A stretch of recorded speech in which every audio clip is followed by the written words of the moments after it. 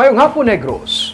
Ini ang Digicast Negros X. Ang nagapanguna nga napulo ka mga balita sa isla sa Negros ang amon nga dunong sa inyo. Updin ninyo kami via Facebook, YouTube, kag sa among website www.digicastnegros.com. Kag sarama kami malanto sa Kika Channel 11 sa Kabangkalan City, Himamaylan City, kag Banuasang Ilog. Kag yari na ang top 10 nga mga balita sa Negros subong adlaw. Mga OFW kag ROF nga mapuli sa Pilipinas kag fully vaccinated na, pwede na makarekta pa uli sa ilang mga balay. Special flights ang PAL para sa fully vaccinated persons, aprobado na.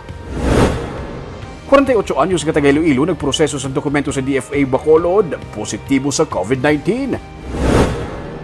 Building sa Capital Shopping Center nasunog, napulo ka mga hinuptanan nga mga ido napatay. Kag sa Good Vibes, isa ka anay seaman, nagpaobra sa balay-balay para sa 30 tanan ka mga ido, may kaugalingon pa nga sala. Inatanan sa Digicast Negros X.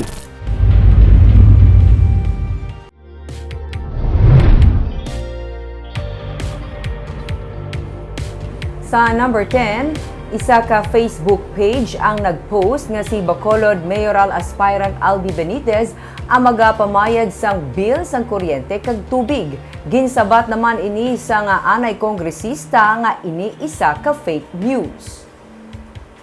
Ginpagwa sa official Facebook page ni Albi Benitez ang isa ka post gikan sa isa ka Facebook page nga may bill news sagot ko nga programa ni Albi Benitez para sa mga pigado. Ginsiling man sa post nga si Benitez ang handa magbayad tubtub duha ka mga bills kag dalon lang ini sa headquarters sang iya nga grupo. Ginsabat sa page ni Benitez nga isa ini ka fake news kag propaganda lamang para guban siya. Ginahaylo ni Benitez ang mga pumuluyo nga hindi pagsapakon ang ini nga mga pagpangguba kag sa matutuod lang nga mga balita magpamati. Dugang pa niya para sa mga announcement tuhoy sa iya nga mga programa kag proyekto sarang ini makita sa iya nga Facebook page nga Albi Benitez.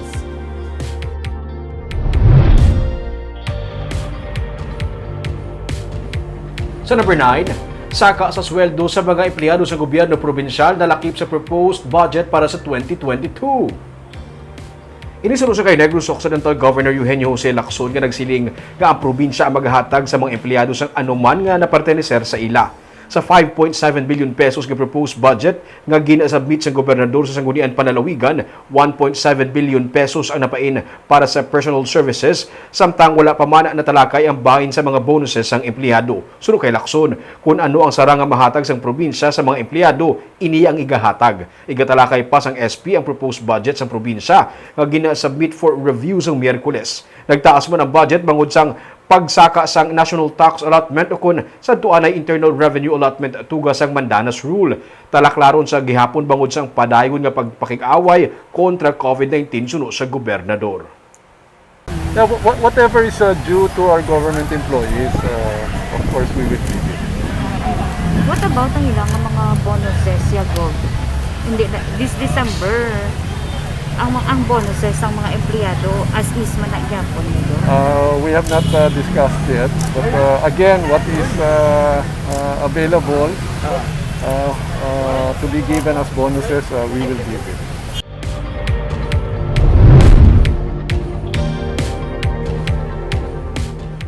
Sa number 8, 36 anyos nga high-value target ang nakuhaan sang 14 ka mga bultos ang ginasuspetsuhan shabu sa buy-bust operation nga ginpatigayon sa Bacolod City Drug Enforcement Unit.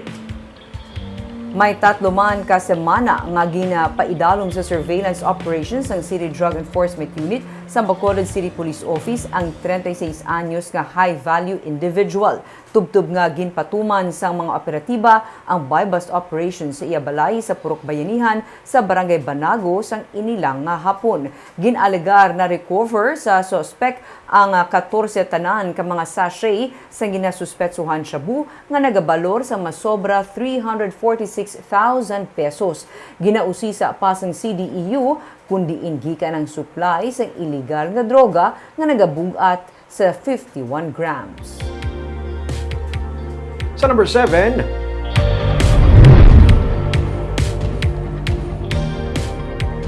Isa ka commercial residential building sa may Capital Shopping Center ay nasunog kainasang aga. Napulo ka mga hinuptanan nga mga ido, nagkalamatay. May report si Nico Delfin. Nagapalangurog pang amay nga si Noel Chu samtang ginatinguhaan sa mga bumbero nga matap na ang kalayo sa third floor sa ilagin na istaran nga commercial building sa Tindalo Street sa Bacolod pasado las 11 sang aga. Pila sa iya mga himata ang ginaulu-uluhan bangod nagahilibion sang mahibaluan nga napatay sa nagluntad nga sunog ang napulo sa 12 nila ka mga hinuptanan nga ido. Ang Shih Tzu nga sanday peachy kag cotton amo lamang ang naluwas sang madasig nga ginlamon sang kalayo pating second floor sang nasunog nga building. Kaya nga, Naghihinayang din sa kasi namatay ang aso eh.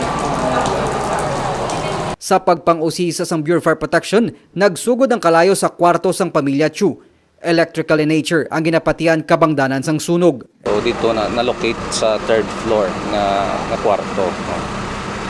So based on the initial damage man nga nakita ta dito, damo ni sila gliito. Ginabulubanta naglabot sa 10,000 pesos ang halit nga natugas ang sunog. Antes magalin ang mga bombero, nagpanugyan sila sa tagiya sang building nga ipausisa ang linya sang kuryente agod masigurado nga mapaiway ang posible pagluntad sang sunog. Nico Delfin para sa Digicast Negros.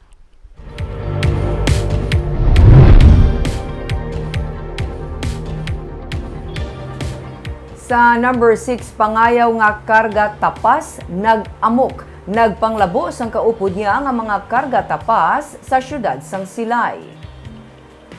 Nagadiskarga sang filling material sa truck ang mga trabahador nga sanday Nestor Hermogenes kag Erwin Rodrigo sang gulpi lang ginatake sila sang espading sang 24 anyos nga lalaki nga karga tapas sa Barangay Rizal sa syudad sang Silay. Lunsay nag-angkon sa mga pila sa butkon ang mga biktima nga nalab-an sang suspect nga nadakpa naman sa bulig sa mga barangay tanod kag mga pulis. Suno kay Lieutenant Colonel Robert Petate, hepe ng Silaya City PNP, may nervous breakdown ng suspect amo nga wala ini natalupang dan sang nag-amok kag nang labo. Kahapon natigayon nga naareglo ang kaso. Ginhilway naman sang PNP ang 24 anyos nga pangayaw nga karon ginatinghuan nga mapapauli sa Antique.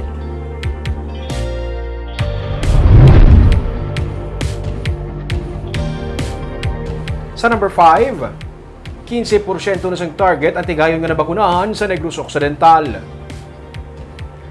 As of October 11, 543,091 ang kabilugan nga bakuna nga nadapat sa probinsya.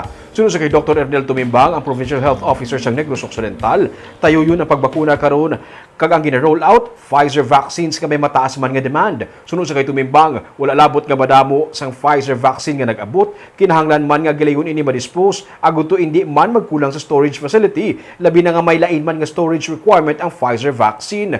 Damlag pa ginsiling ni Attorney Refrando Diaz, ang Provincial Administrator, nga target sa probinsya mapaubos ang 80,000 ka dose ng Pfizer vaccine sa sulod sang duha ka semana. Before this bulk of vaccines nga nag-alabot. This time around, it's too big the number of vaccine. So it matters naman how fast that we can dispose. But we are doing our best. Every day, average kami 1,000 or more sa utilization ng Pfizer.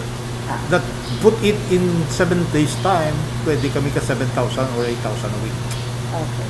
So amo na siyang laganta. Pfizer ha?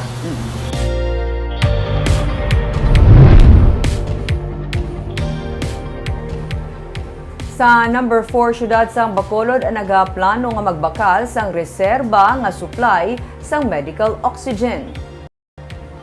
Unanimously approved sang katapos ang Bacolod City Council ang ginduso nga hinyo ni Councilor Renecito Novero nga magbakal sang reserba nga supply sang medical oxygen. Sunod kay Novero, ginakinahanglan nga mahandaan na sa syudad ang kakulang sang supply sang medical oxygen karon nga ginakulang naman ang mga supply sa mga ospital bangod sang pagsaka sang kaso sang COVID-19 tugaman sang Delta variant sa syudad. Ginatun-an na sang City Health Office kung pila ang ginakinahanglan nga reserved agud ini ang mapunduhan kag mabakal. Ang konseho ang nagtukod man sang resolution nga nagahinyo sa katapos ng Department of Trade and Industry nga i-regulate ang baligyaanay sa medical oxygen agud mapaiway ang posible pagpamentaha karon nga pandemic.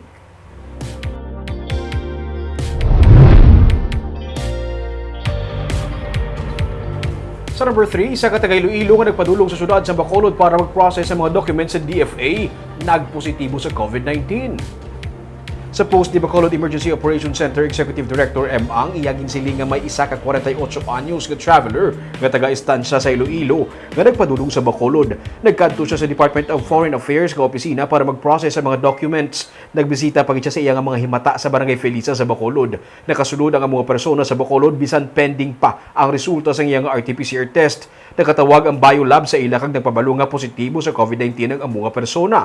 Suno kay Ang, may mga ginlapas nga protokol ang mga persona gani ginrefer na ang iyang kaso sa City Legal Office samtang ginbutang naman siya sa quarantine facility. Sa number 2, special flights para sa mga vaccinated individuals nga damlag pa ginhinyo sa Philippine Airlines ang ginaaprubahan ni Negros Occidental Governor Eugenio Jose Lacson. Ang special flights para sa fully vaccinated individuals ang magasugod Oktubre 18 tubtub sini nga Nobyembre 29 kag patigayunon lamang sa kada Lunes kag Biyernes. 3,750 pesos ang plete o kung special discounted fare sa mga pasahero sa among nga biyahe.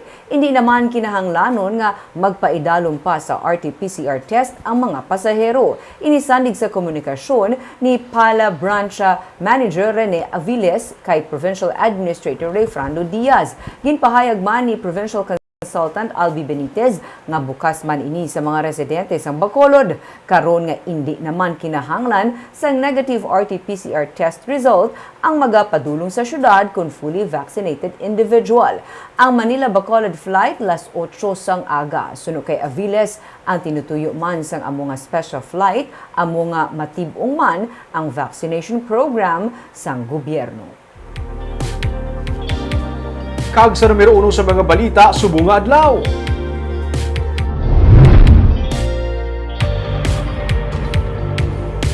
Mga overseas Filipino workers kag returning overseas Filipinos nga luyag magpauli sa Pilipinas ang makarekta na pauli sa ilang mga lugar. Ini kung sila ang fully vaccinated na. Ma-report si Nico Delfin. Hindi lang mga local travelers nga fully vaccinated ang gintagaan sang pribilehiyo sa idalom sang panibago nga travel guidelines ng National Interagency Task Force. Ang mga returning overseas Filipinos kag overseas Filipino workers ang sarang naman makapauli sila mga balay kung sila ang fully vaccinated kag may negative RT-PCR test result gikan sa lugar nga ila ginhalinan. Suno kay Bacolod City Councilor Israel Salanga, ginakinahanglan na lamang sa mga ROF kag OFW nga mag-submit sang application sa SPAS kag Stay Safe app kag mag-coordinate sa iya opisina. Well, kung ato ka sa kung mga ara ka sa green o yellow countries, ang imuon mo gid lang pa-swab ka gid. Dapat valid siya within 72 hours ang imong swab. Pag-abot mo dire, upon arrival sa airport, schedule ka na puli sa imong probinsya. Pag-abot sa inyong balay, home quarantine ka 10 days. Kung unvaccinated ka, dapat may swab ka magyapon paghalin sa iba niya nasyon. Pag-abot dire sa Bacolod, pag-abot sa Manila, 5 days ka nga mandatory quarantine. And then, pag negative mo sa RT-PCR test sa Manila or sa Cebu, puli ka dire for home quarantine another 5 days. What's green and yellow? Kag anong mga requirements? Ang green and yellow countries, amos lang mas moderate ang cases. Ang red flag, amo na sila ang ma-observe kag just 7 days sa Manila kung unvaccinated, kag 7 days sa Bacolod. Kung vaccinated ka naman niya, present mo lang imong RT-PCR test gyapon sa gwa, pero ma-observe ka gyapon 14 days, amo na siyang difference nila. Ang requirements mo naman na siya gyapon passport ID, attach mo sa imong SPAS, alternative mo sa imong RT-PCR test isang imong vaccination card. Gindugang ni Salanga nga sa idalom sang panibago nga IATF guidelines, ginpaliputan man ang quarantine days para naman sa mga ROFs kag OFW nga wala mabakunahan. But sa mga ROF, sa mga OFW nga unvaccinated, required while abot niya, meron sila dapat sang swab na 72 hours, ma-observe sila gyapon sa aton niya 5-day mandatory quarantine, kag makapuli na sa mga probinsya kung mag-negative na silang RT-PCR test. upon compliance nila sa Manila quarantine, pag-abot diri home quarantine sa gihapon another 5 days. Same man na sa ano naton sa vaccinated naton nga may RT-PCR test sa iba niya pungsod. Pag-abot diri although mapuli sila diretso, but observe sa gihapon sang home quarantine. Ginahanda naman karon sang syudad sang Bacolod ang mga tikang para sa online registration sa pagkuha sang electronic vax certificate kag bakuna cards nga sarang magamit sa mga fully vaccinated sa Bacolod. Ini matapos nagpagwa sang executive order ang alkalde nga nagadula naman sang negative RT-PCR test requirement para sa mga pasahero nga fully vaccinated nga nagatuyo magsulod sa syudad.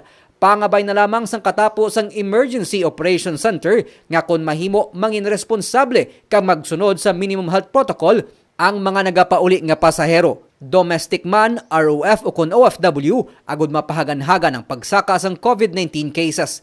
Inibagod hindi man mapaiway ang paglaton sang virus bisan sa mga kumpleto sa bakuna. Nico Delfin para sa Digicast Negros. Sa Good Vibes sa Bago City sa Kaanay Siman, ang nagasapupo sa mga na-rescue nga ido kag kuring. Ang mga ido may kaugalingon nga sala nga may TV kag radyo pa. May report si Romeo Subaldo.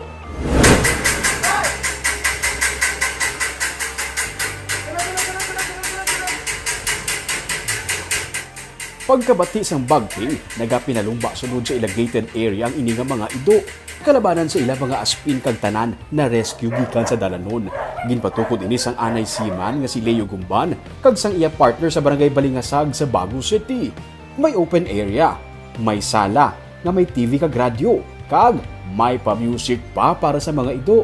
May music na sila kung nadlaw kay para namin ilang ano kay kung makakita sila mga ano di stray dogs maginaka taghol nila kagakod. Kaya mas mayo kung may ano kay te daw ma-relax sila bla. Pakalma sa ilo. 30 na tanan ka mga ido ang naga-istar diri kag sa katupad lang nila. Kwarto naman sa mga kuring. Kada isa may kaugalingon nga tululugan nga colored nga mga baskets. Masobra na sa 30 ka mga kuring ang naga-istar diri. Sunod kay Leo, sadtuanay nagabridge sang dirasa nga mga ido. Pero ang iyang partner nagsilinga mangsapupo na lang sila sa mga gina-rescue nga mga ido kag mga ginapa-adapt. Ang tan nga mga stray dogs itipuno namon kag ano ang mga gusto ipa-adapt nga mga ido muna nga nga palanggaon kaya hindi sa gusto ko nga magligya kami. Gusto yang mga adapt na kami mga adapt. Nagsugod sila sa napulo ka mga ido nga ginrescue gikan lang sa ila ka ingod balay, mga napabayan nga mga ido. Kag nag-amat-amat na damo ini si Caltex nagakiang-kiang pa kay nakaagi ipit. Ginrescue sa nila sang nagabusong pa gikan sa isa ka gas station sa barangay Sumag sa Bacolod. Pati mga kabataan niya yara man sa ila facility ni Leo. Gipobrahan siya sang wheelchair para hindi mabudlayan sa paglakat. Ini naman si Oreo. Ginreklamo ini siya sa isa ka high-end subdivision sa Bacolod kay tuman ka agresibo. Ginrescue nila kag gindala diri. Ali may nag-report then ga panglaot siya mga ido nga iban. Nag-report ang ginpatawag ko din nga kuwaon siya, rescue. Nagkuha ka pa trainer gid para makuha. Trainer, yes, oo. Sa sugod sir, kuha japid nang ka-aggressive. Oo, aggressive gid siya kayo. So eventually na-train nyo man lang. Yes, oo, ginkapon siya dio nagano siya, Naglaylong yung mga naglaylong. Ginatigangan ang mga ido sang kanon kag ginasamuan sang dog food. Ang ilang mga tululugan kag habol gina-washing machine. Ang ini nga talamnan, ang ilang nga playground kag nagabalik lang sila pauli kung tawgo na. Ang sala area kuno para sa ido, lugar man para magpa-relax-relax ang Leo. Gusto niya may kaupod nga mga ido pang padula stress. Sir nga, ano pinsara mo, dubutangan sa sala, may TV kag may Kaya component ang gusto tani namon nga kung mag-relax-relax kami bilagay inom kami. Una with the surrounded with the dogs, so amo na kay stress reliever. Partners Manila ang mga rescue group nga CARES, Poson Project, Back PH kag SPAR. Nadumduman niyo pa si Kabang, ang ido nga nautod ang Upper Joe. May counterpart man sila ni Kabang, ini si Prince. Na-rescue nila ang ido sa Bago City, kag ato na sa karon sa Manila ginabulong. Sunod kay Leo, sadtuanay, iya lang gid kaugalingon nga mga ido sa iya nga balay iyang ginapalangga. Subong tanan ini sila ginapalangga niya na, dirasa man o kon aspin. Amo na ba ginatawag kon para sa iban nga mga ido sana all? May TV, Ming, ha? Ang radyo. Oo, kaya ang radyo, no ba makapakalma sa ido according sa caretaker. Doga relax sila kung may music nga gatukar. Tapos pwede makapandar TV, para makalantalo ng tao man TV mo ido. Hindi tungkol mahiligin man siya sa ido.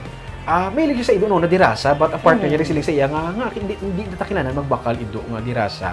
Why not nga mag-adapt na nata sa mga gina-rescue nga mga spin sa ido. Ay kadamo kung saan dapat nga inog-rescue sa dalan. Tumalagsahon, no? Ang Sabi, mga Mark. huling klases ng tao. Kanapigid nga advocacy niya. Kaagamay ito mga balita sa Negros, subong nga adlaw. Kay man sa panahon karon importante nga may ihibalo ka sa nagakatabo sa imo nga palibot. Pero dapat balanse kay eksakto ang mga impormasyon. Padayon kami nga magapangalagad sa Negrosanon. Ako si Barbara Mijares. Tubtub sa buwas, ako naman si Romeo Subaldo, mayong hapon.